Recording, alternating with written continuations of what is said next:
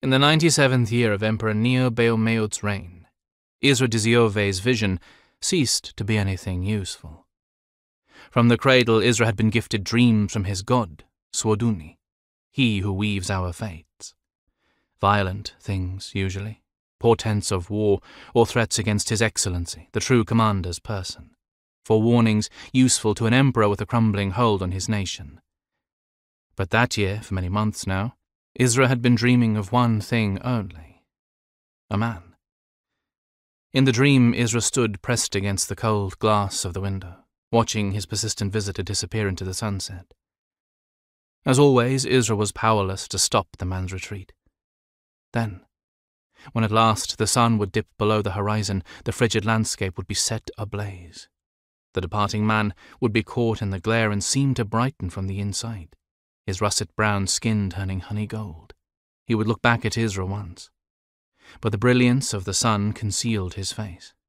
It always happened this way. All his features were blotted out by the sunset's final flare. Izra did not know the dream man's name, but he felt as familiar as Izra's own soul.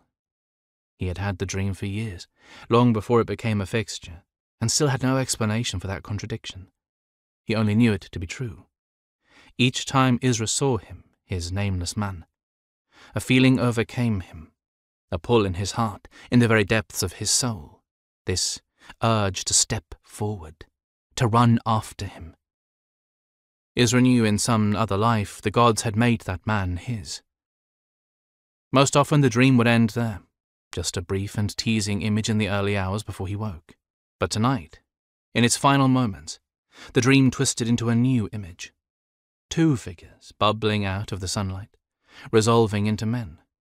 Both stood poring over something on a table, and from them burned something ancient and lingering, and a warmth in him that bordered on recognition. Izra woke with a start. Sweat clung to his body, dripping in rivulets down his back. He wanted to spring up, shake the dream from his body, but he did not move.